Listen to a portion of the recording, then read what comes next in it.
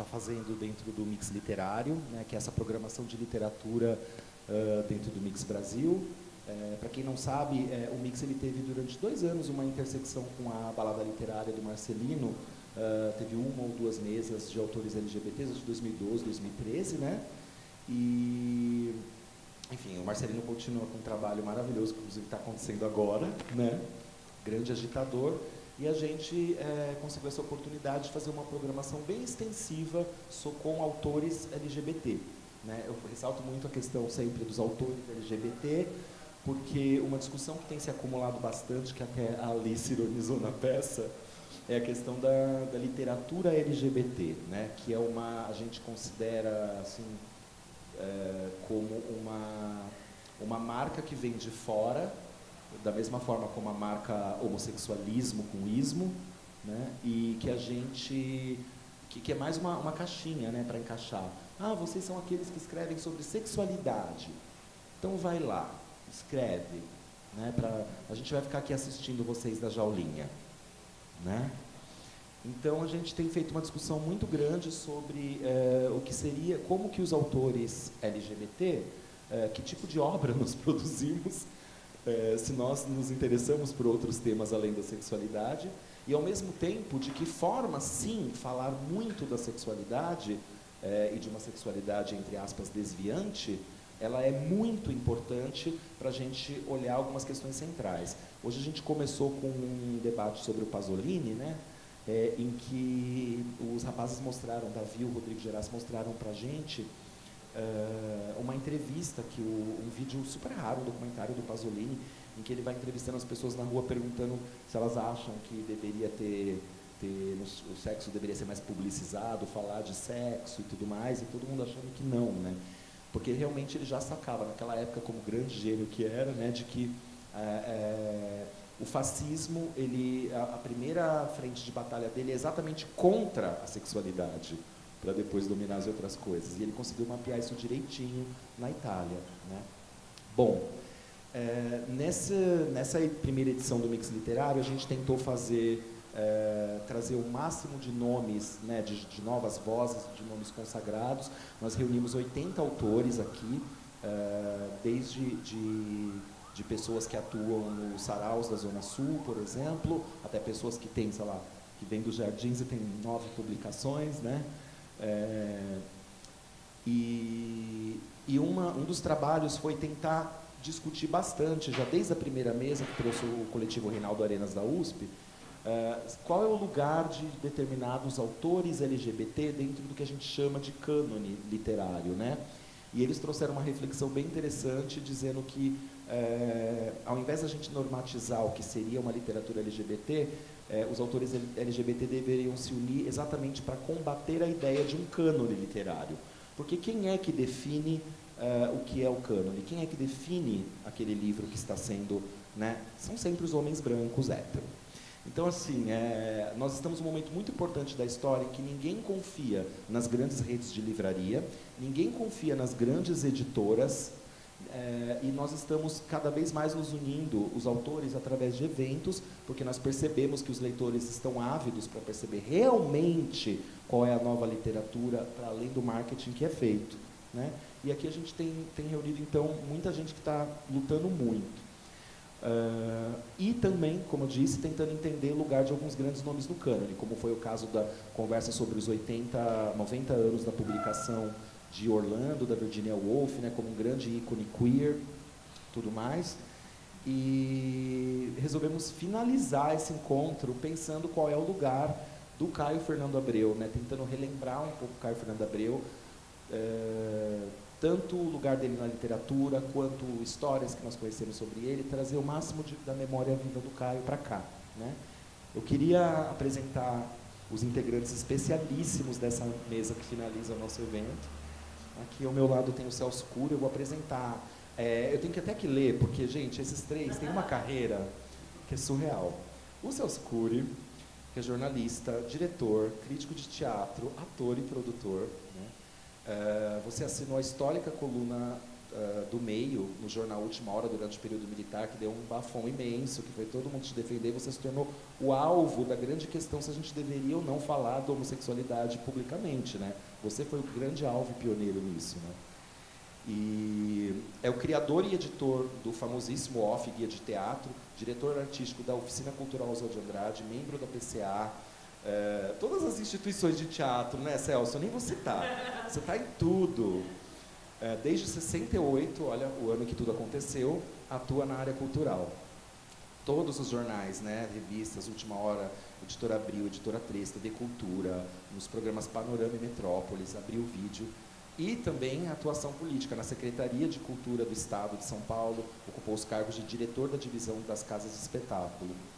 Né? Oi? Nossa, não, calma aí, que o último, né? Recebeu os prêmios Molière e Mambembe pela criação e programação do Espaço Off. Né? Seja bem-vindo, Celso. É uma questão, né? A gente quer saber umas histórias, mas é claro.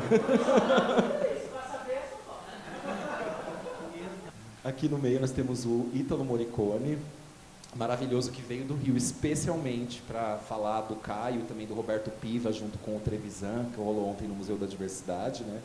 O Ítalo também, acho que dispensa um pouco apresentações, mas eu acho que vale a pena também a gente admirar esse currículo. O Ítalo, ele é crítico e curador literário, poeta e editor e professor da UERJ. Vai se aposentar esse ano, graças a Deus, né, Ítalo?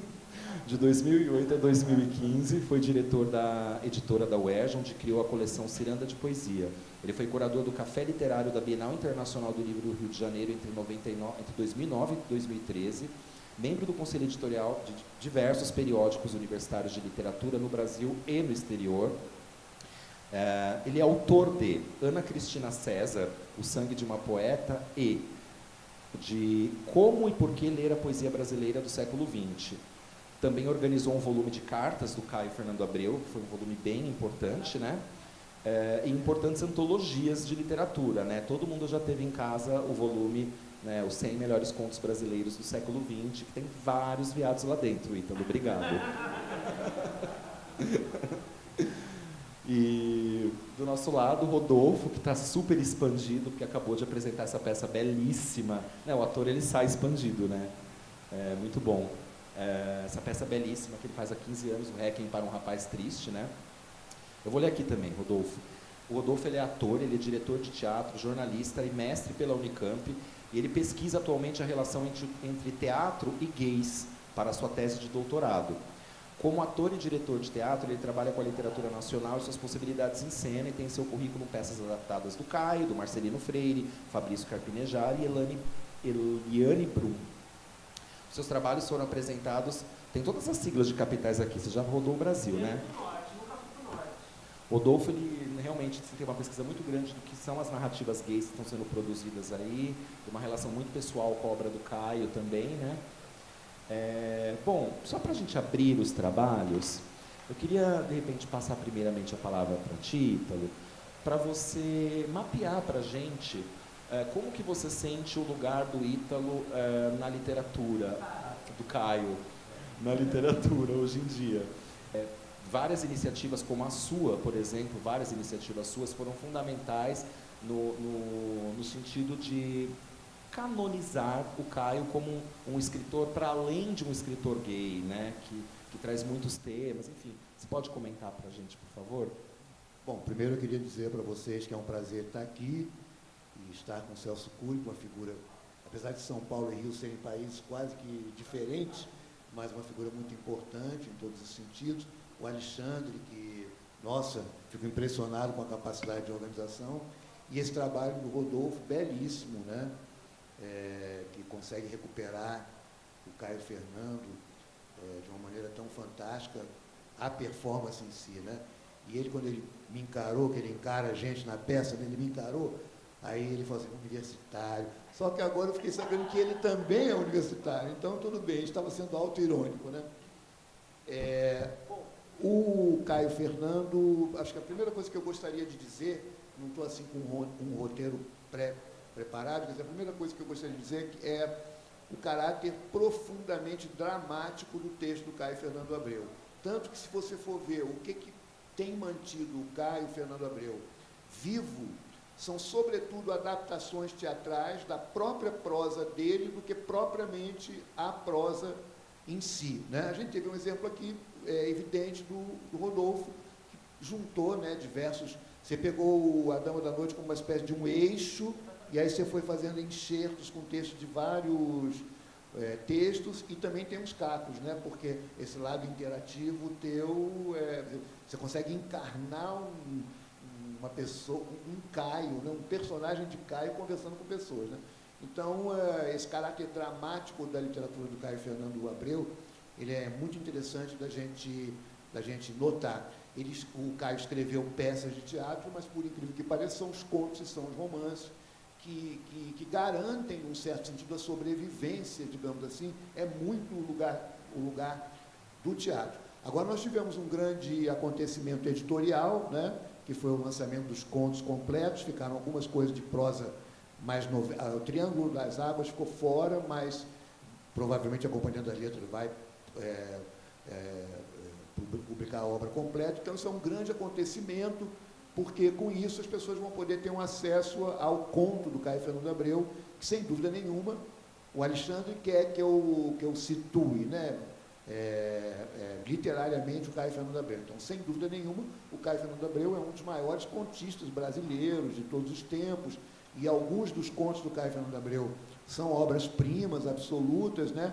Eu coloquei o Linda, uma história horrível, na minha antologia dos 100 melhores contos brasileiros do século, que porque tinha muito a ver com essa questão, né, com toda a crise da AIDS, que ele foi personagem, escreveu sobre, e o fato de você, numa idade jovem, enfrentar a questão terminal, e o fato de que você fica com a mesma idade de alguém, né, quando você fica doente, muito velho, você fica da mesma idade da sua mãe, do seu pai, mais velho, né, você fica igual.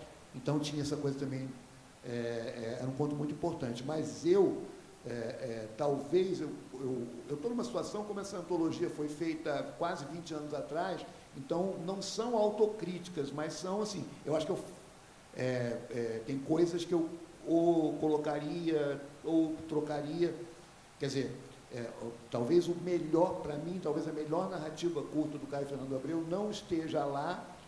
Eu coloquei o Aqueles Dois, que é uma narrativa gay, sexual, muito forte, também tinha um sentido político colocar aquela narrativa ali, mas eu gosto muito do Sargento Garcia, só que o Sargento Garcia era muito comprido para botar naquela antologia, que ela tinha um certo limite de páginas.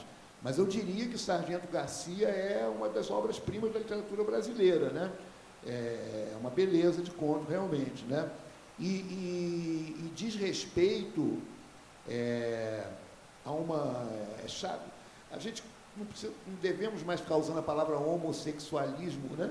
Mas diz respeito a uma maneira de viver essa sexualidade que eu acho que ela está mudando muito, sabe? Eu acho que toda a questão da sexualidade, da homossexualidade, da homoafetividade, que eu diria até que para as gerações mais jovens, e aí eu vejo um contato muito grande do texto do Caio Fernando Abreu com a juventude atual. Eu diria que para a juventude atual, pelo que eu vejo, para a juventude gay atual, muito mais importante é a questão da homoafetividade do que tanto da questão de uma sexualidade, ou até mesmo de uma sexualidade, digamos, orgiástica, né?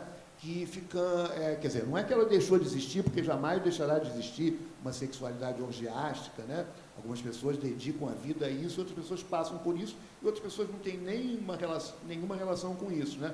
Mas a questão dramática é realmente a aceitação de uma afetividade homossexual, né? E a literatura do Caio, ela é sobre isso, na minha opinião. Ela é muito mais sobre... Acho que a montagem, a leitura que o Rodolfo faz, deixa isso bem claro, que é uma angústia, né? De uma vivência que não tem assim, um destino, digamos assim, né? Quer dizer, eu acho que um tema fortíssimo na literatura do Caio Fernando Abreu é esse fracasso, né? Do grande amor, quer dizer, sempre em torno do grande amor, mas, no entanto, envolvido numa cultura da jaula e do gueto, digamos assim, que transforma as relações entre pessoas do mesmo sexo como pura, quase que pornografia, digamos assim, né? Então, eu diria que nós, assim como Foucault, que nunca deixou de ser homossexual, mas disse não ao sexo rei, não é? Quer dizer, a gente precisa incorporar todas as dimensões da sexualidade como uma parte da vida, mas o problema não é esse, né? Isso não pode ser um problema. Isso também não pode ser uma maneira de você se refugiar ou impossibilitar uma vivência afetiva maior. Então, acho que esse conflito, ou essa estrutura assim, dual, digamos, né, entre um paradigma onde o sexo é rei e é vivido como uma prisão ou como uma jaula ou como um problema muito sério, né, e uma situação onde a homoafetividade e todas as demais formas de expressão, né, da diversidade sexual estão se tornando cada vez mais, né, a coisa que mais fiquei feliz, eu não moro em São Paulo, então depois me disseram que isso acontece sempre aqui no Centro Cultural de São Paulo, mas eu fiquei realmente emocionado vindo para cá e vendo aqueles garotos, sabe? Aquelas turmas, eu fico imaginando esses adolescentes, né? Você tendo você sendo parte de uma diferença sexual, hoje o adolescente pode encontrar sua turma, pode encontrar forma de expressão, né? E pode encontrar apoio, né?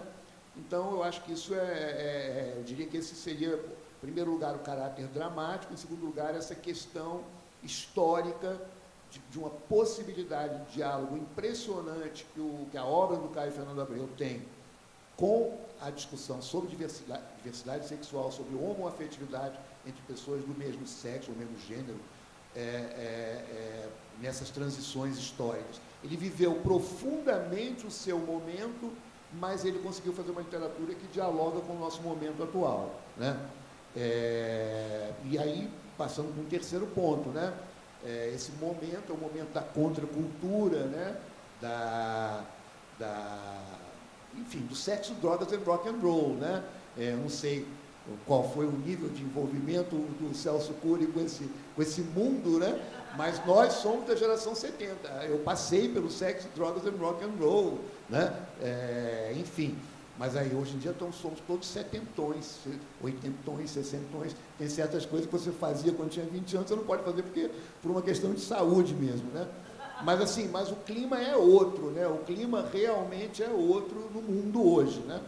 Mas eu acho que tem desvantagens e tem vantagens, porque a possibilidade de estetização, de produção artística a partir daquela cultura do sexo, drogas e rock and roll é maravilhosa. É dessas coisas que sai a arte, muito mais do que a vidinha do cotidiano, embora o cotidiano também seja um material muito grande para a arte, né? Agora, entrando um pouco no assunto acadêmico, universitário, digamos assim, da questão do cânone, né, que o Alexandre está levantando, acho interessante existir um coletivo na USP que tenha essa compreensão, porque no sistema acadêmico nacional, a USP é muito identificada com um certo conservadorismo, né, na literatura, enquanto que lá no Rio de Janeiro, as nossas universidades são muito abertas para o contemporâneo, a gente sempre trabalhou contemporâneo, né, já desde os anos 50, na minha universidade, Universidade do Estado do Rio de Janeiro, a nossa grande mamãe, a nossa grande mestra, né, a nossa grande ícone, agora já falecida, professora Dirce Cortes Riedel, ela levava para ler o Guimarães Rosa na época que o Guimarães Rosa estava publicando, naquele exato momento que muita gente achava ele um horror, péssimo, assim, aquela linguagem estrambótica dele. Eu acho o seguinte, eu acho que o canônico é o que fica na história, sabe? O cânone é o histórico, sabe? E aquilo que se faz naquele momento, a criação literária presente, ela é uma coisa viva, então você não tem como você, por exemplo, digamos assim, agora falando bem institucionalmente, se você vai estudar literatura contemporânea numa universidade, ou imagino que teatro contemporâneo, ou música contemporânea, etc., não tem como você trabalhar os autores contemporâneos já querendo situá-los numa casinha canônica qualquer, porque você tem que estar sensível às aberturas que estão acontecendo.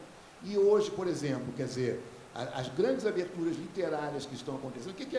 O que é o contemporâneo hoje? O contemporâneo hoje está muito enraizado nos coletivos os mais variados possível. Coletivo de periferia, coletivo de preto, coletivo de gay, coletivo lésbico. Então, o processo literário hoje, ele é um ativismo, naturalmente ele é um ativismo, ele está ligado ao ativismo, não é a primeira vez que isso acontece na história do mundo, embora as questões sejam totalmente novas. E aí o que acontece? Com o tempo, eu sei que isso até é meio banal, mas é isso que acontece. O cânone ele é um filtro, né? Ele é um filtro institucional, puramente institucional. O cânone só serve para elaborar currículos escolares, definir linhas editoriais das coisas tradicionais nas editoras digamos assim, criar uma cultura oficial de um país, ou de um estado, ou de por exemplo, a cultura brasileira. Como é que eu vou vender a cultura brasileira no exterior? Quem são os grandes autores, né? Qualquer pessoa, qualquer estrangeiro que esteja querendo conhecer a literatura brasileira, você precisa de um cânone, né? Você vai dizer, olha, os grandes autores são Machado de Assis, Lima Barreto, fulano. Agora, tem também os atuais, tem o pessoal da literatura gay, tem o pessoal da literatura negra, tem o pessoal do ambientalismo, da ecologia, seja lá do que for, né? Então, o cânone é como a gramática, né? Você tem necessidade de um referencial histórico, né? Agora, qual é a característica central da contemporaneidade na relação com o cânone? Que a contemporaneidade ela tem a capacidade de explodir o cânone, diminuir o valor de alguns autores e colocar inserir outros autores dentro do cânone. Então, isso é uma coisa que aconteceu com o Caio Fernando e com a nossa geração dos anos 70. Quer dizer, hoje, alguns autores dos anos 70 são autores totalmente canônicos. O tempo passa, os anos 70 já foram 40 anos atrás, depois vieram os anos 80, a geração 70, né? Um Caio Fernando Abreu, um Sérgio Santana, uma Ana Cristina César, são escritores que estão no cânone, né? Invadiram o cânone, né? As pessoas que são encarregadas de fazer as filtragens críticas, né? Elas hoje incluem esses autores, né? E então acho que o Caio Fernando ele tem esse lugar canônico como escritor. Ele sempre quis isso. O Caio Fernando Abreu, eu não o conheci pessoalmente. Eu nem sei por que eu não o conheci pessoalmente, porque ele morou uma certa época no Rio de Janeiro, onde ele ficou muito amigo da Ana Cristina César. Eu era muito amigo da Ana Cristina César, mas aqueles meses que o Caio morou ali no Rio de Janeiro, eu nunca cruzei com ele, e algumas situações que depois se tornaram situações biográficas dele, eu já tinha ouvido essa história na época que estava acontecendo, mas realmente, agora foi também logo ele voltou para São Paulo e também a Ana Cristina se suicidou, né? Então, eu não conheci o Caio Fernando Abreu, embora depois tenha conhecido uma pessoa que era muito ligada aí no Rio Grande do Sul, João Gilberto Noll, um grande escritor. Então, meu contato com o Caio é de leitor, né? Como leitor e também como professor, que sempre trabalhei com literatura contemporânea. Sempre minha linha de pesquisa, para usar uma palavra oficial, a minha linha de pesquisa sempre foi prosa contemporânea, poesia contemporânea, porque eu também sempre tive um lado extra-acadêmico, então sempre contribuí com imprensa, sempre participei da movimentação, tenho os meus livros, que é um misto é um pornô gay, sim, entendeu? Mas eles estão esquecidos e já lançarei um outro, assim, e agora que eu vou me aposentar, eu posso me dedicar às minhas mesmas coisas, né? Mas agora o Caio, ele tinha esse sentido literário muito forte, então ele queria entrar para o cânone, né? Ele escrevia com esse sentido.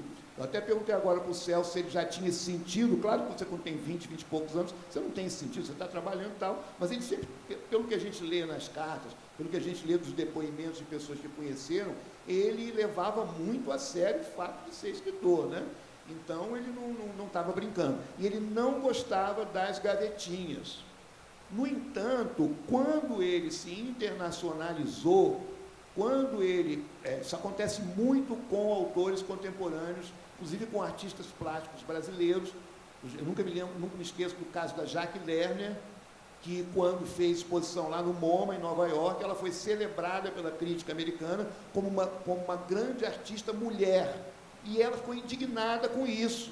Porque na América Latina, a gente só agora na América Latina, no Brasil, é que está surgindo essa, digamos, segmentação do político, né? Então, as pessoas já estão considerando uma fonte de orgulho ser um autor gay, ser uma autora mulher, ser um autor preto, mas na América Latina houve muita resistência a isso. E o Caio Fernando, quando ele se internacionalizou, que ele fez viagem para o exterior, ganhou bolsa de estudos, bolsa de escritor, né? E passou a ser traduzido, essa questão, e também estudado, ele foi estudado pelo Sapé Grotendorff, foi um dos primeiros estudiosos dele, fez uma tese na Holanda sobre ele, antes, assim, logo, né? E aí essa questão é que era a questão, sabe? Na obra do Caio, o que os leitores estrangeiros queriam ler e achavam importante e achavam que era o diferencial do Caio era exatamente a questão homossexual, né? E aí eu acho que o Caio se politizou, porque trata-se, na realidade, você sair da gavetinha é você entender a questão política da literatura, como fica muito evidente no caso de João Silvério Trevisan. Poxa, o João Silvério Trevisan é um misto de artista e líder, né? Ele fala de literatura, mas com um discurso até um tanto político, né? Então, quando veio a questão da AIDS, aí realmente o Caio sentiu que ele tinha uma mensagem, digamos, específica, própria, singular, que era essa questão da sexualidade, etc., né? Então, essa é uma questão que eu acho que ela tende a ser... nós não sabemos qual vai ser o fim, porque, no momento, esses coletivos ligados a ativismo são o que há de mais interessante na literatura brasileira. Como que isso vai impactar o cânone, a gente não sabe.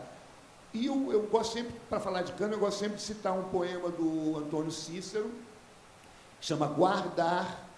Como é que o cânone se forma? O cânone se forma, eu não sei o poema de cor, mas a ideia do poema é o seguinte, que o cânone se forma na medida em que você tem a vontade de guardar, sabe? Tem certos contos, romances, obras de arte, que não são guardadas por ninguém, não são preservadas por ninguém, certo? E aquilo que vai sendo mantido é que se torna o guardado. Só que nós temos um movimento, os retornos dos recalcados e os resgates dos esquecidos. Então, para isso existemos nós, os universitários, e os pesquisadores de arquivos. De repente você está mexendo num arquivo qualquer, ou você topa com alguém que fala, o meu tio, que já morreu há 30 anos, escrevia muito, quer conhecer os livros dele? Aí você encontra um autor e depois de morto, ele vai acontecer a mesma coisa, vai ser redescoberto e ele vai abalar o cânone, né? Então, eu acho que a situação é muito essa, quer dizer, eu acho que não há mais como fugir de uma relação entre questões ativistas, digamos assim, né, questões específicas, né, e o próprio trabalho com o cânone, né? Só para encerrar, né, eu observei isso, né, porque eu, como estou quase me aposentando, eu sou um veterano na vida universitária.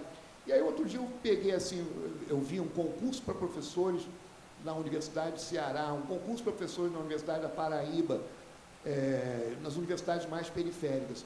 Bom, eu levei um susto, porque metade dos pontos que é exigido do candidato para ser professor universitário é sobre Conceição Evaristo, Marcelino Freire, sabe? São escritores que jamais constariam de uma lista obrigatória de provas para você ser professor universitário. Então, a própria universidade está mudando nisso, né? A própria universidade está voltando a uma utopia, que era uma utopia do meu tempo, no nosso tempo. A geração marginal, no Rio de Janeiro, por exemplo, ela tinha uma ligação visceral com a universidade. Os próprios escritores daquela época, né, tinham uma ligação visceral com a universidade, que era você ligar a vida universitária ao movimento artístico que está acontecendo ao mesmo tempo. Então, isso seria, dentro do tema que o Alexandre me passou, depois a gente pode falar de outros aspectos. Também não quero monopolizar a palavra aqui, porque eu estou curiosíssimo também para ouvir o Celso Cury, que é a figura histórica, testemunha, não é testemunha, é membro ocular da história, testemunha ocular da história. Né? Então, vamos lá, Celso. Antes da gente partir para as fofocas, mas também não se preocupa porque a chuva abafa, tá? Eu queria saber o seguinte, né? Esse ano o Caio estaria fazendo 70 anos. Você, como ele, enfrentou, mais do que passou, momentos decisivos da nossa história. Antes da gente entrar mais, eu queria que você contasse também como que você conheceu o Caio, enfim, qual foi a convivência com ele aqui, por exemplo, na cidade de São Paulo, mas eu queria que você trouxesse um relato dessa passagem, principalmente, o que significou para o meio gay, para o meio LGBT, essa passagem dos anos 60, 70, 80, né? Quando a gente chega nos anos 80, acho que o Caio, me parece, representa muito bem um pouco do sonho acabou, né? Mas tem um certo amargor, mas que ele consegue preservar, digamos, um fundinho de esperança ou um fundinho de vida através do deboche, né? Que é uma característica muito marcante, eu acho, dos gays em geral, né? Eu nunca esqueço, eu acompanhava aquela coluna do Caio no Caderno 2, que tornou ele bem famoso, né? Foi muito... Eu lembro que ele comentava de tudo. E teve uma vez que teve o show da Madonna em 93, foi o primeiro show da Madonna no Brasil, e ele foi. Né? E eu estava louco, eu fui também, eu tinha 15 anos, e aí o Caio, ele comentou assim, foi maravilhoso, gente, ele comentando assim na crônica, durante aquelas 2 horas, todo mundo era Madonna, inclusive ela mesma. Isso para mim é muito significativo, acho, de um olhar que ele tem, né, de que como a gente enfrentar essa ressaca dos anos 80 e 90 com uma certa magia ainda, assim, com certo deboche. Não sei, acho que são muitos temas que a gente pode trazer do Caio. Eu queria que você contasse para a gente esse cenário. Conta a tua experiência, esse cenário primeiro. Esse momento foi um momento bastante especial. Né? Meu encontro com o Caio foi algo nada cinematográfico. Eu estava num boteco, chamava Bom Improviso. Na porta, aí eu olhei para um lado e tinha um cara de calça preta, jaqueta preta, encostado no carro, e era o Caio Fernando Abreu. E imediatamente a gente se conectou e aí foi aí que a gente se conheceu. Eu não sabia o que o Caio fazia, ele não sabia quem eu era, então foi uma conexão natural da década de 70, que para conhecer as pessoas você acabava levando elas para a cama. E foi mais ou menos isso que aconteceu. E a gente se conheceu através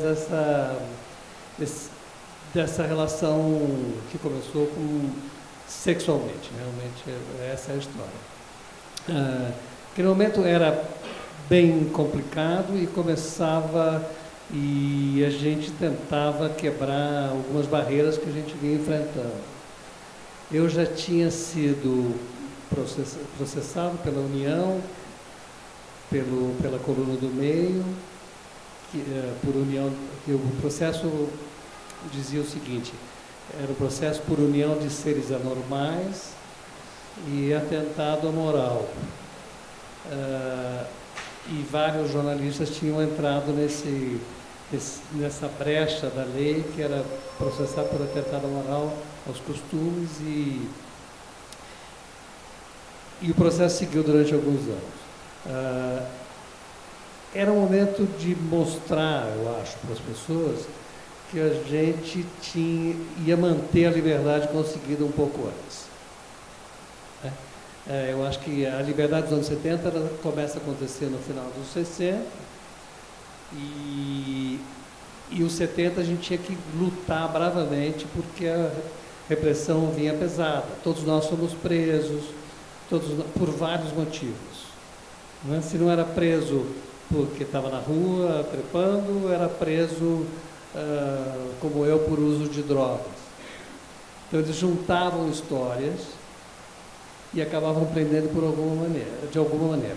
Por exemplo, eu fui preso em 76 e o cara que me prendeu tinha um histórico da minha vida, ele tinha todas as minhas entrevistas. ele tinha todas as colunas do meio, ele tinha tudo isso. E eu não fui preso por isso. Eu fui preso por causa de droga, por causa de cocaína. Mas eles acompanhavam, era uma perseguição ferrenha nesse sentido. Então, que mais que eu sou muito ruim de memória e eu vivo muito o contemporâneo, então para mim fica muito difícil ficar falando de um passado que faz parte de um lugar muito distante da minha vida. A Coluna do Meio foi uma ação instintiva, assim, já trabalhava no jornal Última Hora, a convite do Samuel Weiner, que tinha voltado do exílio. Eu tinha voltado da Alemanha, onde eu tinha fugido, porque eu estava começando a ser perseguido por ter trabalhado com Caetano Veloso, por ter trabalhado no Teatro São Pedro com Maurício Segal, por ter trabalhado com pessoas consideradas de esquerda. Eu fui para a Alemanha e lá fiquei durante um ano. Na minha volta da Alemanha, o Samuel me convida para trabalhar na Última Hora, que ele estava retomando e montando uma equipe absolutamente composta por pessoas bem jovens, na época Mário Prata, Marta Góes, Oswaldo Mendes, Plínio Arcos e outros tantos, os contemporâneos. E com o Samuel eu trabalhava na Geral, eu trabalhava na editoria de artes. E um dia eu conversei com o Samuel e falei, quero escrever, acho que está na hora de eu escrever uma coluna falando de sexualidade e de homossexualidade.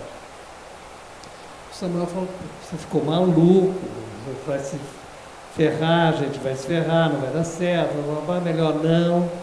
E deu uma esfriada no assunto. Quando o Samuel se retirou da Última Hora e foi montar o jornal aqui em São Paulo, eu me dividi, continuei na Última Hora e fui trabalhar com o Samuel aqui em São Paulo. Nesse momento, o Gibaum assume a direção da Última Hora, me chama e fala, você ainda quer fazer a coluna gay? Eu falei, quero. Então a gente começa amanhã. E foi uma coluna diária durante 3 anos. E o processo começou quase que imediatamente, a partir da primeira ou segunda coluna, eu já comecei a receber cartas ameaçadoras, e cartas escritas com sangue, ameaça de morte, e em seguida o processo da União, do Ministério Público. Só que eu continuei escrevendo até 79, até ser absolvido. Quando eu fui absolvido, eu parei de escrever a coluna. A coluna, ela era absolutamente ingênua. Eu relendo hoje, as pessoas me perguntam, por que você não reedita a coluna? A coluna era um reflexo daquele dia. Assim, saí, contei com o Rodolfo estava de saia. Era mais ou menos uma coluna social que continha algumas informações de sobrevivência de um grupo.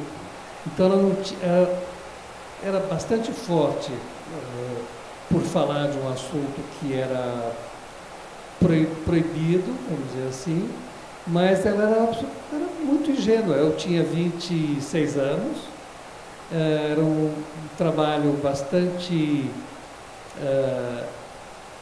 social mesmo. Quem saiu, quem não saiu, o que está acontecendo fora do país, o que não está acontecendo, quais são os movimentos que estão se fortalecendo, quais são os movimentos em São Paulo que estavam se fortalecendo, por exemplo, o trabalho do Trevisano, Somos, quem está se reunindo, quem não está se reunindo. Ela servia um pouco para localizar as pessoas, que existia mais gente que pensava como elas. E aí eu comecei a receber muitas cartas. E aí as pessoas se sentiam um pouco representadas por aquilo. Quer dizer, a coluna tem um papel importante, social, mas eu não considero que ela tenha um papel político tão forte quanto ela poderia ter tido. Porque eu não tinha nem essa pretensão mesmo. Ela era extremamente política porque ela existia, mas ela não tinha a pretensão de ser um local onde ia se discutir politicamente as coisas. Se defendia os direitos, mas ela não tinha esse poder, né? E a coluna continuou por esses 3 anos, depois eu escrevi mais em alguns lugares sobre o mesmo assunto, até que um dia eu achei que não era mais necessário. Eu parei de escrever, sinceramente, por achar que não fazia mais sentido. As pessoas tinham encontrado os seus caminhos, já não era mais um gueto, as pessoas já não se reuniam só nas boates e nas saunas, as pessoas dividiam mesa, conversavam sobre o assunto, era uma coisa mais reconhecida. Então eu achei que a coluna não tinha mais necessidade de continuar sendo publicada. E eu parei em 79.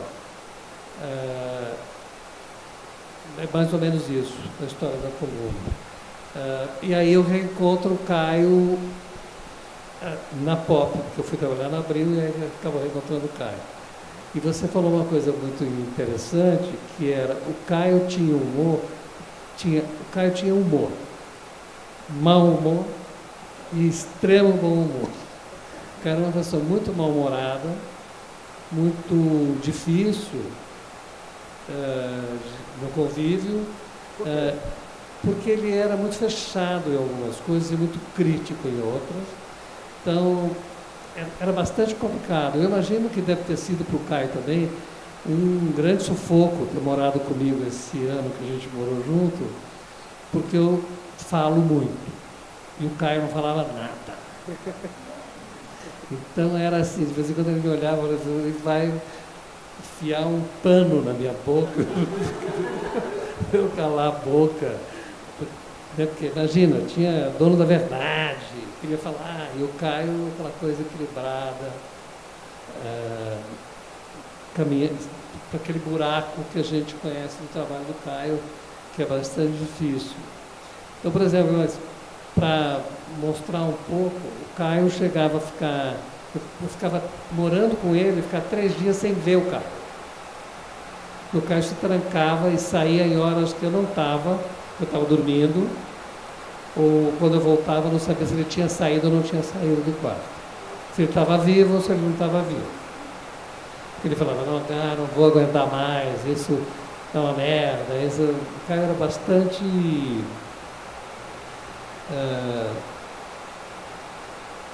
não vou usar a palavra depressivo, mas ele era bastante difícil com as coisas dele. Ele era muito crítico, inclusive com ele. Devia ser comigo, como ele era com todos os outros. Eu me lembro, nesse momento, a gente brigou, eu e o Caio, nós brigamos não por ciúme, não por nada amoroso, a gente brigou por causa de supermercado.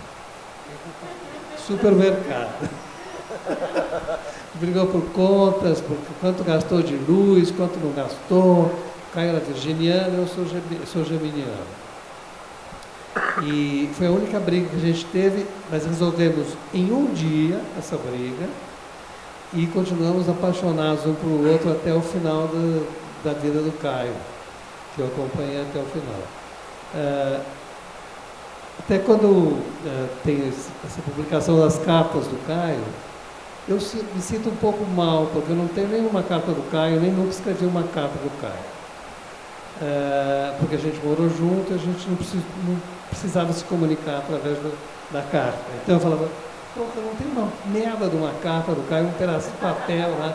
Quer dizer, os únicos papéis que eu, trocava com o Caio eram as contas. Gastamos tanto de luz, e eu não guardei isso, claro. É verdade. A gente não trocou nenhum tipo de bilhete, nem assim, uma merda, festa, sei lá, nada. Nunca a gente teve esse tipo de comunicação, era direto. Né? Eu chamava o Caio de Fraser e ele me chamava de Gomide. isso é uma coisa engraçada, que eu já nem lembro por que a gente começou a chamar de Fraser e Gomide, mas é claro que tem a ver com a Etty Fraser e com a Georgia Gomide. Mas eu não me lembro mais por quê, porque se o cara era magro, e porque ele falava que eu tinha as coxas não sei o quê, da Georgia Gomide. Não sei o que era, qual era a brincadeira, mas a gente chamou até o final de Fraser e Gomide. Então essa é uma coisa muito nossa, assim. A gente sempre fala, Fraser, normal, assim. O que mais que eu posso falar? Daqui a pouco a gente chama mais, porque isso já, né, nossa. Rodolfo, você conhece bem a obra do Caio, você conhece bem o que está sendo produzido nas narrativas aí que a gente chama a busca de um teatro gay, tem um blog que pesquisa isso, que eu acho que talvez seja a maior documentação sobre todas as peças dos últimos anos que representam gays, certamente. E você, inclusive, está ligado em narrativas de literatura e tudo que está surgindo, né? Conta pra gente de uma maneira pessoal como que o Caio chega para você, por que você acha o que o Caio traz pra gente de mais importante, pra gente começar a conversa, assim.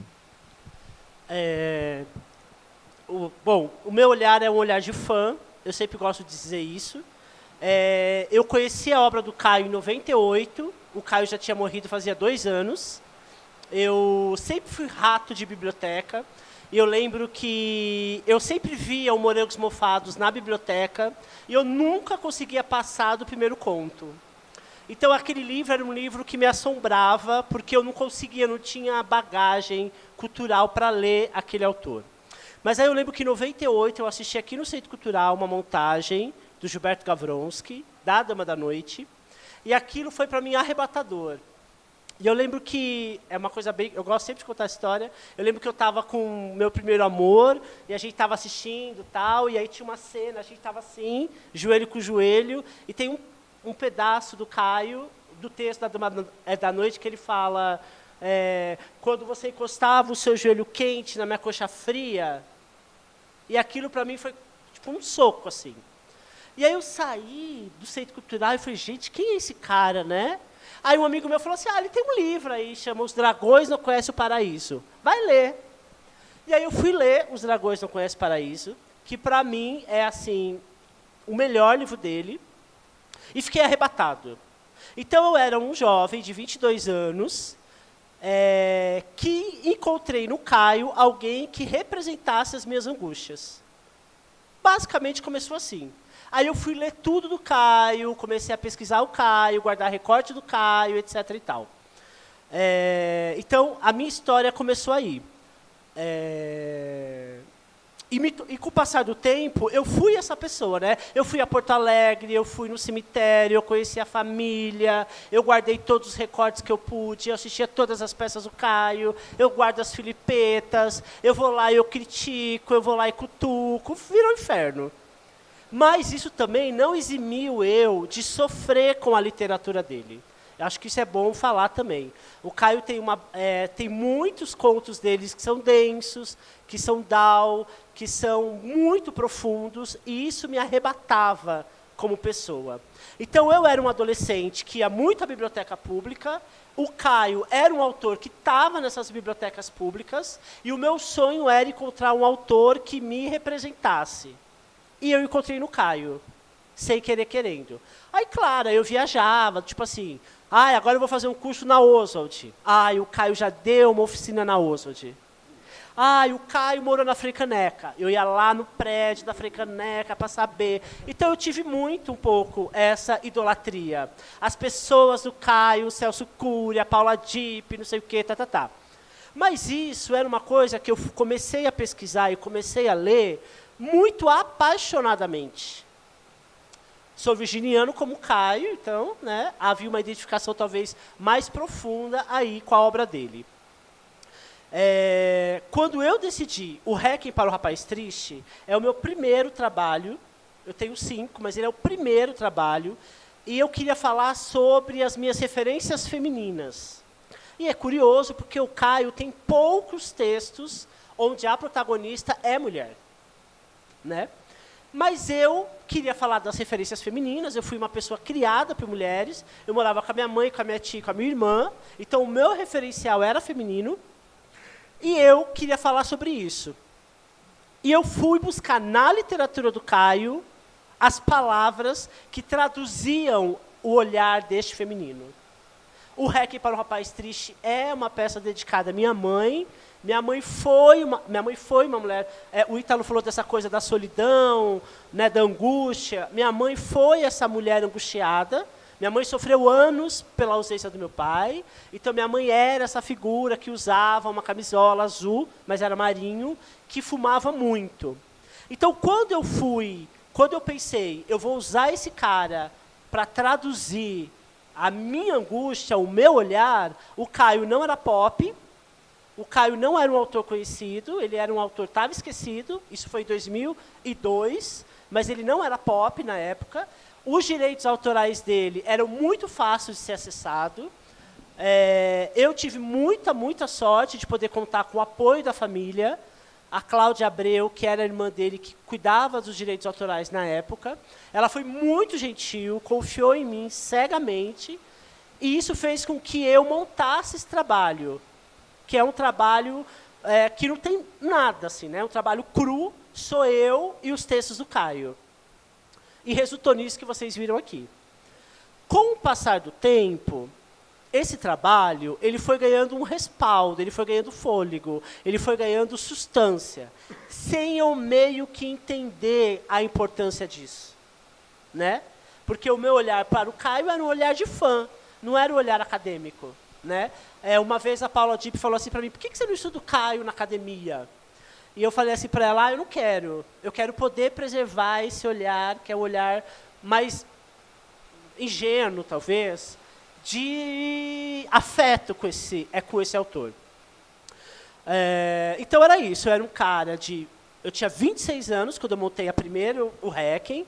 Eu não era acadêmico na época, eu já tinha feito vários cursos de teatro, mas eu nunca fiz uma escola, e queria falar de um autor que não era um autor pop, como ele é hoje, e eu meti a cara e deu nisso aí que vocês viram hoje.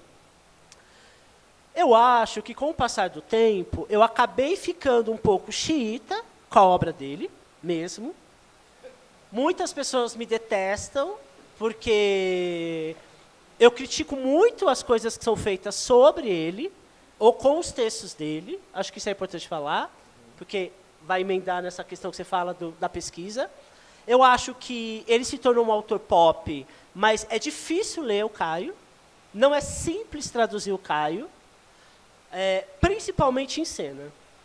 Fico muito feliz e muito grato de poder saber que hoje, depois de tantos anos com esse trabalho, eu ter um trabalho que as pessoas validam como a tradução literal da angústia, da fala, da solidão e etc. e tal. Eu lembro que esse ano, eu fiquei em cartaz no começo do ano, e o Gilberto Gavronsky foi assistir, que para mim era quase o ícone, né? Porque eu conheci o Caio com ele, e ele nunca tinha visto o trabalho, e de repente ele estava sentado ali na primeira fileira. Eu lembro que eu tive 2 momentos que foram impactantes com a obra do Caio. Primeiro, quando a irmã assistiu, a Cláudia, porque ela é muito parecida com ele, fisicamente, e eu pensava assim, meu Deus, se essa mulher não gostar, eu estou frito, né? Ela vai me execrar, eu nunca mais vou poder falar do autor que me traduz. Eu tinha um pouco esse desespero, né, do artista. Ela foi muito generosa quando ela terminou de assistir o trabalho. Quando ela me viu no camarim, eu falei assim, e aí, né, estou cuidando bem dos textos do seu irmão? Né, porque eu sou xiita, mas os fãs do Caio também são xiitas. E ela me deu um abraço e falou assim, vai dar tudo certo para você, seu trabalho é lindo. E esse ano, quando o Gilberto Gavronsky estava na primeira fileira, assistindo, e eu pensava, meu Deus, ele sabe tudo que eu estou falando. Ele sabe o texto que eu estou falando. Porque o Requiem para um Rapaz Triste tem como base o conto A Dama da Noite, que é o conto mais montado do Caio, mais famoso do Caio, depois do Sargento Garcia, eu acho. E eu falava... Acho que A Dama da Noite é pelas grandes montagens que foram feitas. Tem até um filmezinho, né? E aí eu pensava, meu Deus, se esse homem não gostar, eu tô frito, né? E eu lembro que foi muito legal, ele estava assim, começou a peça, e aí ele foi fazendo assim. E aí ele estava quase dentro do trabalho, e para mim foi muito emocionante ver ele emocionado assistindo o trabalho. Então eu falei, bom, né? Acho que agora estou validado, depois de tantas pessoas que assistiram.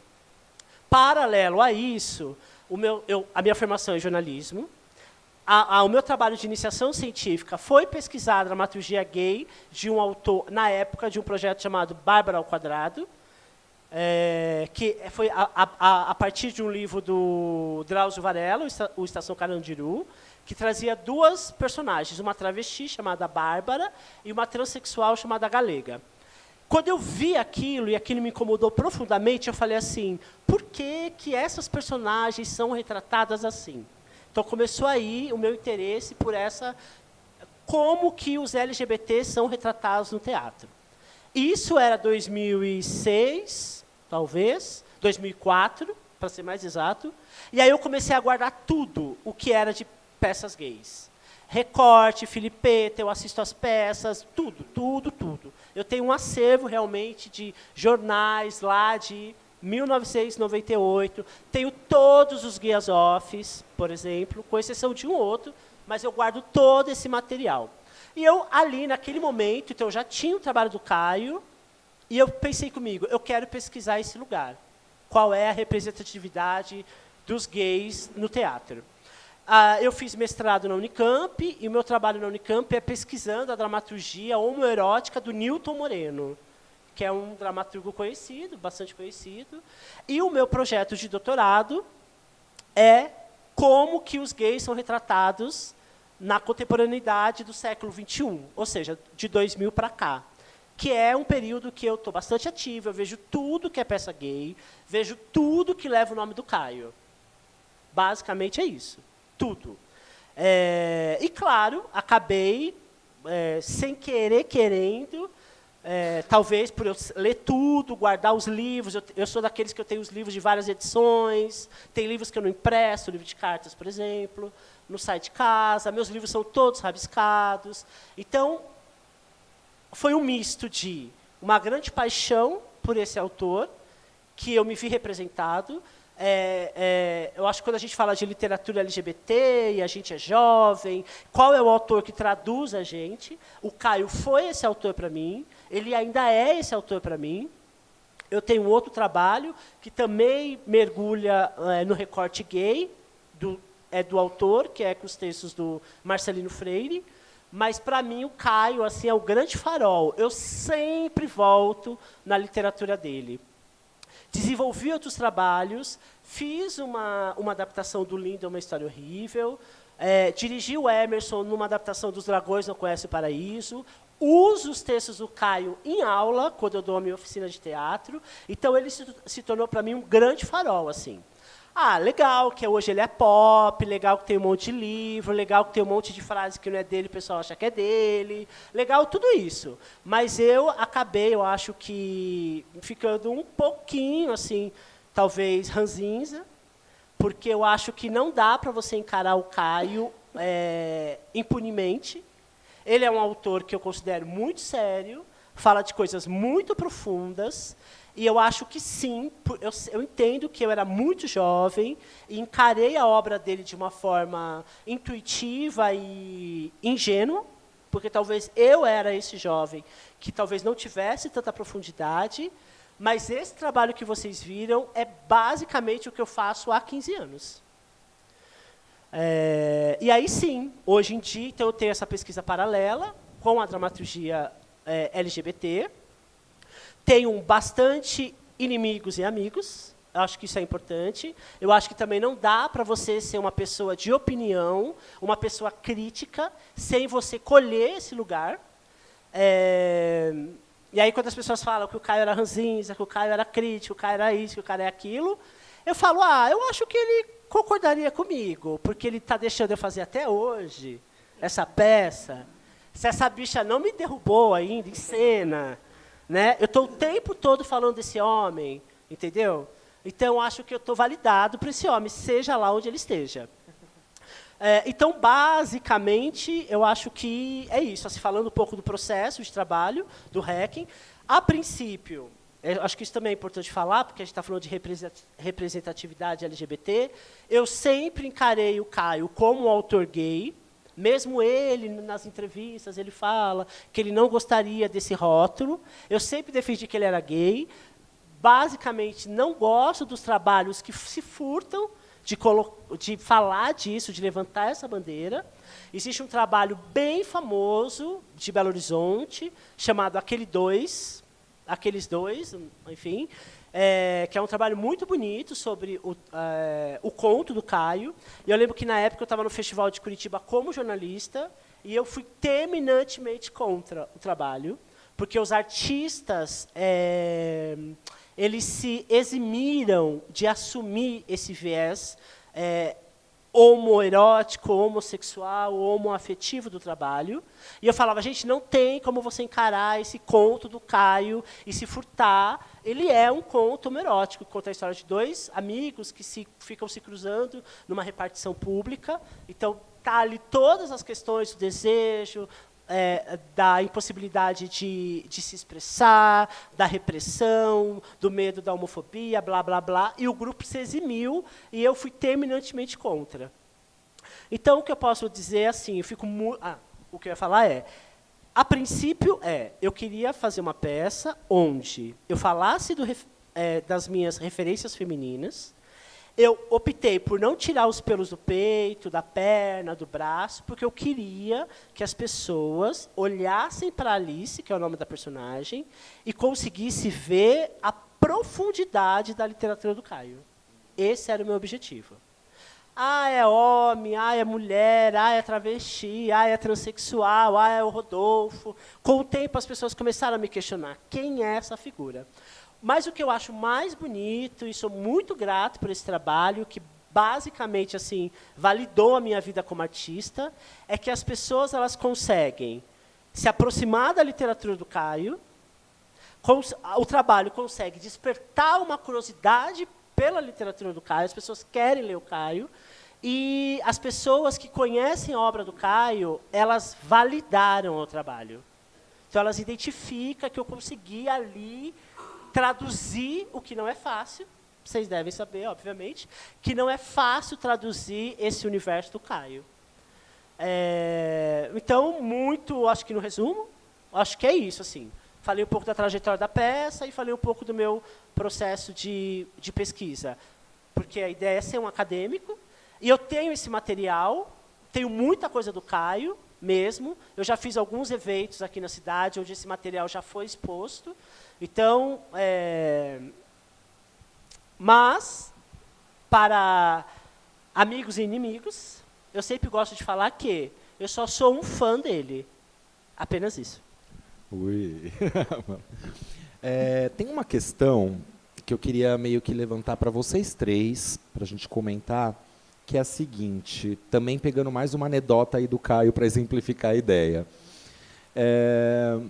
Eu me lembro que ele fez, nos últimos tempos, uma entrevista no Jô Soares, que, na sua profunda ignorância da obra do Caio, quando viu que ele deu uma abertura para falar sobre a questão da soropositividade, né, o Jô já veio direto e falou assim, Caio, então, você que fala tão abertamente sobre isso, né, se hoje ainda é tabu a questão da soropositividade, a gente está falando de sorofobia, imagina naquela época, né? E aí ele falou, o Jô Soares, você fala muito tranquilamente sobre isso, não sei o quê, por que você não escreve sobre isso? E ele já tinha escrito, por exemplo, as famosas Cartas para Além do Muro, em que ele revela no caderno 2 essa questão de uma maneira muito poética, né? E aí o Caio deu uma pausa, assim, ele respondeu, sabe por quê, Jô? Vai que eu não morro, aí fica chato, né? Então, assim, a gente consegue ver um pouco esse buraco negro do Caio, que nem o Celso falou e que conheceu mais de próximo, mas eu consigo sempre ver também esse riso no fundo do poço, né? Não perdi, assim. Eu queria que vocês comentassem um pouco isso, assim, onde estavam as esperanças do Caio? Onde vocês leem as esperanças do Caio? Ele tinha uma questão talvez com a espiritualidade, não sei, ele buscava um pouco isso, tem alguns contos que, mesmo que de maneira cínica, né, a questão da astrologia, de não sei o quê. O Caio, ele não perdia piada. Então, ele podia ser para se destruir, mas ele não perdia de fazer essa brincadeira com as coisas dele mesmo. O Caio tinha uma relação com o divino, assim, muito rara. Ele tinha essa coisa da astrologia. Eu, no fundo, nem sei se ele era bom astrólogo ou se ele era bom nessas coisas que ele fazia, mas era tinha uma cena que era interessante, e ele jogava tarô também. Então, eu me lembro muito bem, a primeira vez que ele jogou tarô para mim, assim, ele olhou a carta e falou, eu tenho uma pena de você. Olha, o que eu li hoje, né? Eu tenho uma pena de você, você vai morrer lúcido. Olha! Então tinha uma coisa que era sempre... e era super engraçado, tudo isso tinha... Claro, tudo que o Caio dizia era muito pesado, mas era muito engraçado. Então ele falava também da soropositividade, com esse olhar mesmo, assim. Eu acho que o Caio sofreu muito quando ele descobriu. Eu acho que ele ficou muito perdido. A gente se encontrou, a gente já não tinha mais nada, faz muito tempo, mas a gente continuou muito ligados, muito amigos, e eu vi o Caio e ele me falou uma coisa tão triste, assim, uma coisa, e eu não sabia ainda a coisa da soropositivo, que ele era soropositivo, mas quando ele virou e foi embora, eu tinha certeza que ele tinha descoberto que ele era soropositivo. Eu não sei, mas era uma coisa, era triste, era profundamente triste. A gente sempre teve uma relação muito amorosa, muito carinhosa, e ele, me lembro, foi na Vida Paulista, ele falou alguma coisa que eu fiquei muito deprimido, e ele foi embora, eu olhei o Caio de costas e falei, o Caio descobriu que é soropositivo. E logo ele escreveu a carta, a coluna no jornal falando disso. Eu acho que o que mais segurava o Caio era esse olhar que ele tinha, esse fascínio pelo proibido e pelo escuro, e ao mesmo tempo a luta para ficar com o pescoço à tona, com o pescoço para fora, assim, respirando. Mas ele ficava fascinado com esse universo mais barra pesada. Dama da Noite é um pouco isso, né? Só por curiosidade, o Dama da Noite, o Caio me telefonou, naquela época não existia telefone celular, né? Nem WhatsApp, né? É uma coisa inimaginável. Eu não me lembro como que o Caio me encontrou e onde ele me encontrou. E ele falou, eu quero falar com você. O Betinho, que era como ele chamava o Gilberto Gavronski, o Betinho ensaiou um texto meu, eu queria estrear, eu queria fazer em algum lugar. E o que você acha de fazer aí no off? Eu falei, claro, vamos fazer, né? E acabou inaugurando um teatro.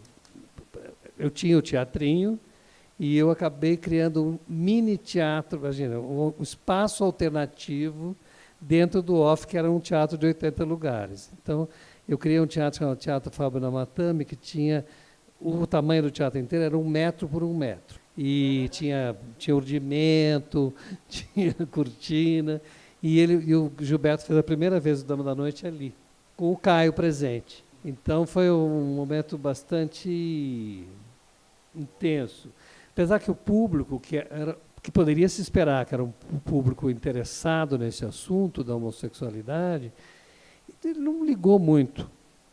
Na realidade, o público gay para obras gays ele é mais fechado. Ele não aceita se ver retratado em alguma coisa. Então é bem difícil. Então, quer dizer, a reação Claro, foi lindo, para algumas pessoas ficaram completamente encantadas, mas não foi assim, o grande sucesso, vamos repetir todas as noites, A Dama da Noite. Não, foi assim, foi uma facada, uma porrada na cabeça, que é uma porrada, e foi aí que nasceu o Dama da Noite lá no off. Esse traço do Caio é bastante conhecido, nas cartas tem muitas coisas muito engraçadas, na ficção, em todo lugar que a gente lê o Caio, tem essa ironia e essa auto-ironia, né? Mas nesse episódiozinho que você relembra, né, com o Jô Soares, acho que tem uma característica também que é muito falada, que talvez o Celso pode se dizer mais sobre isso, que ele usa, o Rodolfo usa essa palavra, enfrentativo, né? Eu acho que o Caio, quando ele passava por situações homofóbicas, ele dava uma resposta, né? E aí eu acho que era uma certa... Eu não conhecia esse termo, sorofobia, né? Perfeito, existe uma sorofobia. Então foi uma colocação sorofóbica do Jô Soares. E ele reagiu no ato, né? Então eu acho que a ironia dele, né, o humor dele, estava também muito ligado a desarmar o discurso homofóbico, né?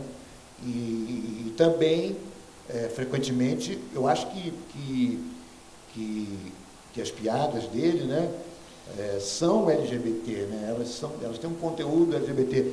Eu até, na minha carta, acho que numa nota, nas minhas cartas, nas cartas que eu publiquei, eu até coloquei uma nota lá, eu fiz um paralelo entre esse humor do Caio e o Zé Simão, porque hoje o Zé Simão mudou bastante, que ele está mais mainstream, digamos assim, né?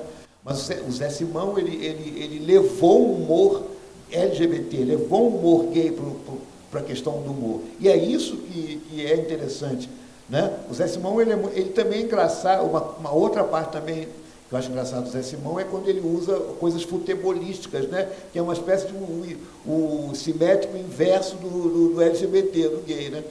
Então, eu acho que num certo sentido, acho que a gente não dá para desvincular o humor do Caio, seja uma expressão mesmo de identidade LGBT, ou então como uma reação à homofobia, sabe? Eu vejo assim.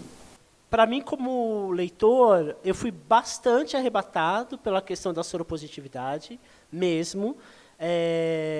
Há 10 anos atrás, eu perdi um amigo de uma forma bastante catastrófica, com HIV, e ele ficou internado no Emílio Ribas, e eu lembro que eu tinha essa coisa de ir no quarto que o Caio ficou no Emílio Ribas. Então, quando esse meu amigo ele foi vitimado, em um ano, ele morreu há 10 anos atrás, mas basicamente de uma forma assustadoramente, como se morria lá nos anos 80. E eu lembro que eu já era muito fã do Caio, né? Já lia muito o Caio, e eu estava ali no hospital, o Caio estava no hospital, e o meu amigo tinha essa coisa da janela, e o Caio tinha essa coisa da janela. Então, para mim, foi muito doloroso. Eu tenho, embora eu nunca fui muito vinculado à bebida e ao álcool e a bares, por exemplo, mas sempre fui muito vinculado a inferninhos, né? A sauna, a pegação. Então, eu conseguia me ver com os mesmos dilemas que aquele Caio que havia morrido de uma forma tão trágica. Então, para mim, sempre foi muito delicado esse lugar, da soropositividade do Caio. Quando o Ítalo reuniu as cartas e publicou, e eu comprei no primeiro dia que chegou na livraria, aquilo para mim foi um respiro. Porque as cartas, eu considero que é assim, o meu livro preferido é Os Dragões, mas é nas cartas que você conhece o Caio. E ali tem muito humor, tem muito deboche, tem o Caio falando do cotidiano. E aí, quando eu li aquilo, quando eu me aproximei, né, daquele homem que eu não pude conhecer pessoalmente, eu vi que ele estava para além de todo aquele rótulo dele em Jô Soares, dele morrendo, dele magrelo, etc. e tal. E aí eu fui reler a obra do Caio, sabendo que por trás daquela dor, por trás daquele cara que caminhava na Augusta, solitário, fudido, à procura de sexo, de amor, etc. e tal, havia também um virginiano debochado, irônico, ácido, entendeu? Sarcástico. E até nisso eu me identifico com ele, porque quando, né, virginiano é um pouco assim. Eu sou bem assim também. Então, eu acho que alguns textos do Caio, sei lá, acho que é um que chama Até 8, a minha polpa macia, talvez, que conta a história de uma menina que ela vai transar no alto do morro com um boy. Então tem um deboche ali, porque o texto já começa assim, me penetra por trás como se eu fosse uma cadela. E aí, assim, são coisas que, quando você lê de primeiro, você não entende muito bem onde está o Caio ali, e é muito diferente das coisas que ele escrevia, até porque é uma personagem feminina. Mas aí, depois que eu fiquei familiarizado com esse deboche, depois de muito conversar com a Cláudia, depois de muito ir conhecendo as pessoas, ícones do Caio, eu falei, porra, que bom, né, gente, que no meio de tanto lodo que ele escreveu, de tanta coisa triste, de tanto desespero que tem nos contos dele, nos Dragões Não Conhecem o Paraíso, por exemplo, de tanta solidão que esse homem sentia, havia ali, né, dentro daquele material, uma diva, né, sei lá, uma bicha louca, né, uma bicha, assim, POC, sabe assim? Gosto de pensar nisso, sabe? Que diante dessa capa carrancuda, séria, dessa voz grossa que as pessoas diziam que o Caio tinha, dessa empáfia, não se aproxima de mim, não sei o quê, etc. e tal, havia uma bicha, quá, e ele podia ser minha amiga, entendeu? Então, juntando essas duas coisas. Então, para mim, foi muito difícil a soropositividade. Eu fiquei, durante muitos anos, assustado com esse fantasma da soropositividade. E o Caio é o ícone, para mim, da soropositividade, obviamente. Hoje, com 42 anos, eu vejo isso de uma forma mais leve, né? Tipo, ok, então, se eu me tornar soropositivo hoje, ok. Aí eu vou montar as cartas dele, todas debochadas, que eu vou debochar também. Todas as minhas amigas Irenes, as galinhas. Vou usar todo esse recorte ácido dele. Mas tem uma coisa, por exemplo, agora eu estou tentando montar um trabalho que vai se chamar Caio em 3 atos, que é o Ceiana Blues, as cartas dele para a Hilda e os poemas dele. Vou fazer 3 momentos. E aí, quando eu fui reler aquilo, e depois, quando eu vi todo o recorte que eu fiz, eu fiquei pensando, poxa, primeiro que traduz literalmente as angústias que a gente passa hoje, isso é assustador, né? Como um cara que já morreu, que escreveu lá nos anos 80, consegue ser tão atual e parece que fala de mim e dos meus amigos de uma forma tão incrível. E eu percebi que eu acabei fazendo um recorte que também mostra um Caio preocupado com a questão da astrologia, do lugar, do colo, do afeto. E eu percebi que eu acabei fazendo um recorte que tem pouco espaço para ironia. Me sinto um pouco culpado disso, porque eu queria muito poder um dia, sem ser o Terça Insana, né, o trabalho do Robertinho, que montou as cartas dele falando das amigas, todas afetadas. Então eu fiquei assim, doído com esse lugar. Eu falei, gente, de novo, Rodolfo, você vai representar esse Caio, que é mais introspectivo, que é mais denso, que é mais down, que é mais filosófico, que sabe da finitude da vida, blá, blá, blá, blá, blá. Mas, para além, né, da ironia e da soropositividade, eu acho que isso é, assim, é o oásis do Caio, assim. É o que faz com que o Caio permaneça tão latente. Se ele foi gay, né, se ele foi soropositivo, se ele não foi soropositivo, se ele debochava, se ele era acessível, se ele não era acessível, outros atores vão dar cabo disso, para o bem ou para o mal. Mas, assim, para mim foi muito difícil me deparar com esse recorte. E eu chafurdei, posso falar isso com propriedade, eu chafurdei mesmo, eu cheguei a decorar o texto do Caio na sauna. Né? Então, eu gosto desse recorte do Caio. Gosto, tenho que admitir que eu gosto. Assim. Isso me traduz, assim. Então, quando as pessoas montam um Caio muito... eu falo, não, gente, para. Essa pessoa não está entendendo o que esse homem está falando. Eu não o conheci, obviamente, mas pelo que eu já conversei com a Cláudia, pelo que eu leio e releio, para ele foi, assim, a morte, né, antecipada. Porque quando ele se descobriu soro positivo, morria ali toda a esperança dele de ser feliz, de ser casada, gorda, alienada. Então, assim, acho muito, muito, muito triste a forma como ele morreu. Eu lembro que quando eu fui na casa da Cláudia, ela virou para mim e falou assim, você está vendo esse canto aí? Foi aí que o Caio ficou, aí que ficou a cama do Caio, o Caio não sei o quê, o Caio não sei o que lá. E quando eu vi isso retratado com o meu melhor amigo, eu falei, né, assim, isso está aqui comigo, né? Eu só, talvez, né, aí não me tornei soropositivo, por sorte, ainda, mas...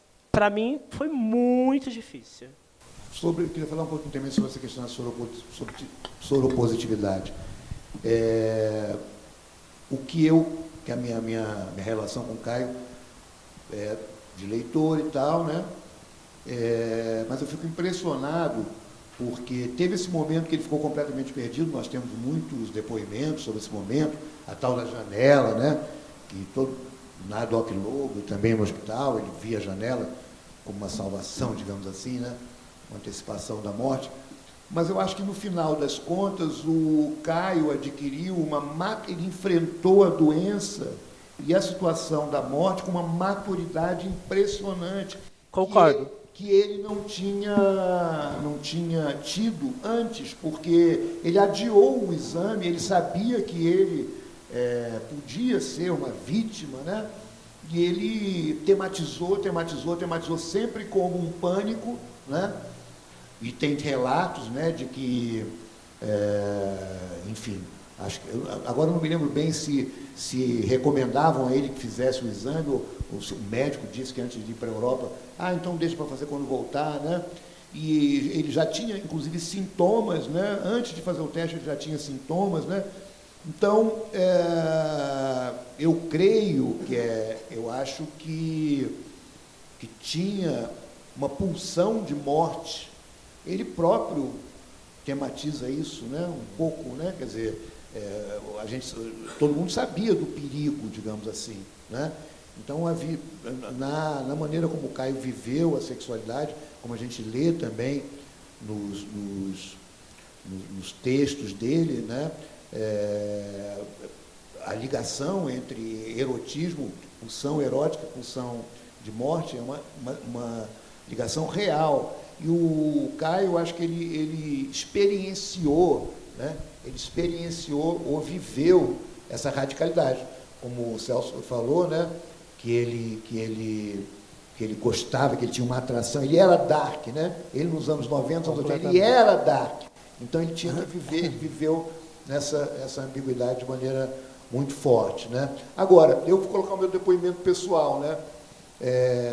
Eu me lembro que um livro que foi escrito, teve um autor que foi até me orientando de iniciação científica há milênios atrás, que é o Marcelo Secron Bessa, que tem um belo livro, né, chamado Os Perigosos, e eu me lembro que um dos primeiros textos que ele escreveu, ele caracterizava o Caio como, eu não acho, quer dizer, é pesado, mas assim, quando ele colocou a literatura do Caio como sendo muito down e muito para baixo, e eu, como leitor, nunca tive muito não era isso que me impressionava na literatura do Caio Fernando Abreu. Talvez porque eu já tivesse lido outros autores muito mais downs do que ele, digamos assim, porque a literatura está cheia de exemplos, de textos que são bem para baixo, bem, né, até, sei lá, até Kafka, por aí, né, e muitos outros, né.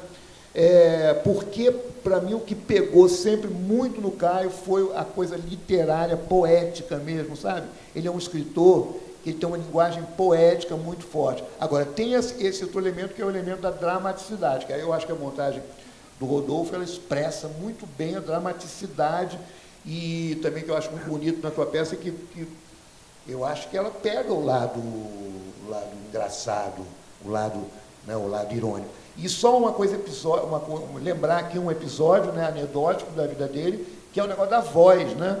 A famosa voz dele. Ele tinha voz de taquara rachada, uma voz de contralto, digamos assim, que foi curado na tal da Figueira da Hilda Hilst, e aí ele ficou com uma voz de barítono maravilhosa que impressionava todo mundo. Então é um fenômeno engraçado da vida dele que ninguém pode entender. Assim como eu, como intelectual, cético, ateu, etc, etc, etc, tenho dificuldade de entender a astrologia, mas eu creio que a astrologia, o mais interessante para mim, que sou um leitor dele, da astrologia, é a maneira como ele usou a astrologia para fazer a criação poética, principalmente no Triângulo das Águas, que é um grande livro. Então, mas ele tinha, pelo que diz a Paula Diem, pelo que dizem outras amigas dele, ele se achava mesmo um astrólogo a sério, né? Não, só para complementar, o Caio, eu acho que o Caio nunca se considerou, pelo menos durante o período que a gente ficou mais grudado, assim, um autor gay. Realmente ele renegava esse lugar, e depois de um tempo é que ele começou a entender que seria um movimento que teria uma certa uma certa utilidade, inclusive, para ele poder falar as coisas que ele gostaria de falar e ser ouvido, né? Teve muitas críticas, muita gente falando mal, saiu críticas na Folha de São Paulo, eu tive que escrever uma carta à Folha de São Paulo por causa dos Dragões, que diziam que era uma literatura gay vagabunda, e aí eu fiquei muito ofendido, escrevi uma carta, esqueci o nome do jornalista que escreveu. Mas eu acho que a coisa da morte com o Caio, para mim me parece que como o Caio era vários, né, e ele era toda essa gente que ele escrevia, né, essa menina que estava dando não sei aonde, e todos os outros personagens. Morro de Santa Teresa. Todos os personagens do Caio. O que eu acho que o Caio fazia, ele fez, quando ele percebe a morte muito perto, ele aproveita e vive a viuvez dele mesmo. E aí ele vai fundo porque ele estava perdendo ele mesmo. O Caio era uma pessoa bastante... ele gostava muito dele mesmo, respeitava muito a ele. Então eu acho que ele se coloca nos dois lugares, no que está partindo e naquele que vai ficar. Então a obra dele é um pouco a viúva dele. Eu vejo um pouco como isso. Meu Deus, eu sou casado com a viúva dele. Na realidade, eu achava que o Caio tinha um pouco esse lado. E uma coisa que você falou que é fundamental, o Caio, o trabalho do Caio estava preocupado pela beleza, ele estava focado na beleza da literatura. Isso era o que o Caio perseguia. Ele rejeitava o rótulo de gay, porque aí ele achava que não era valorizado pelo valor que ele queria que ela tivesse. O Caio tinha a noção exata de como usar cada palavra e cada adjetivo, e como ser sucinto, e como adjetivar quando ele precisava. E ele tinha essa noção dessa beleza da literatura. Ele escreve por metáforas. Sim. E quando ele vai para as cartas, quando ele vai para o jornal, que ele começa a escrever, tem aquela coluna no jornal, ele começa a brincar mais e se liberar como escritor, porque ele perde, como ele tinha que escrever quase que diariamente, escrever diariamente é uma outra história, ele abre um Caio que é novo, que fala dele, que fala do fulano que atravessou a rua, que fala coisas mais banais. Aliás, tem um conjunto de crônicas dele, das últimas crônicas, assim, que eu acho que é bem representativo de como ele lida com essa maneira de criar uma fabulação, uma metáfora, uma poesia e até uma leveza para lidar com determinadas questões. Ele fez uma série de crônicas, quando ele voltou para a casa da família dele, né, falando porque ele começou a cuidar de um jardim, né? E as crônicas que ele fala como ele cuida do jardim é a metáfora da sociedade inteira. Com muita leveza, ele fala dos problemas seríssimos que ele está enfrentando, falando de uma minhoca que está subindo na folha da árvore, sabe? Então eu vejo essa leveza nele, eu vejo essa superação, e é sempre essa ternura, né? Mas isso eu acho que... Não, ele usou a palavra ternura. O Caio tinha uma coisa muito carinhosa, ao mesmo tempo que ele era farpado, difícil, mas, por exemplo, com os irmãos, né? Os irmãos lembravam do Caio como figura adorável, né? Eu acho que a gente só foi salvo a gente só pôde ter acesso a esse Caio, primeiro com a publicação das cartas, que eu acho que é um grande salto para entender esse autor, e depois com a publicação das crônicas.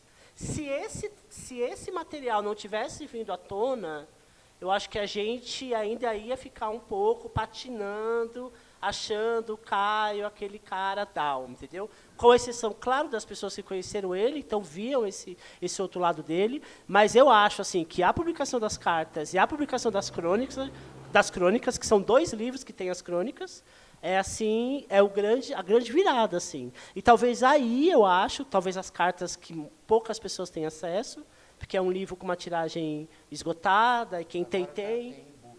Tem o e-book, mas quem tem, quem não tem, enfim. Então é uma edição difícil de você ter, mas as crônicas ainda é bem acessível. Então isso acho que dá um respiro para o Caio. A coisa da geração, né? Interessante a coisa da geração, porque nós lemos a crônica no Estadão, né? O Caio era um cronista do Estadão. E aí, quando ele morreu, ficaram ainda os livros de ficção, e você que leu ele pela primeira vez em 98, nem sabia que existiam essas crônicas, né? Acho interessante observar isso. Essa coisa do Dark, eu nunca vou esquecer uma crônica, ele fala que ele tinha um amigo, que ele inventa um nome, que era o amigo mais darkésimo que ele conhecia. E vocês lembram dessa crônica, né? Sim. Ele fala que seria ótimo se a gente chama pudesse... Deus é Naja. Deus é Naja, procurem.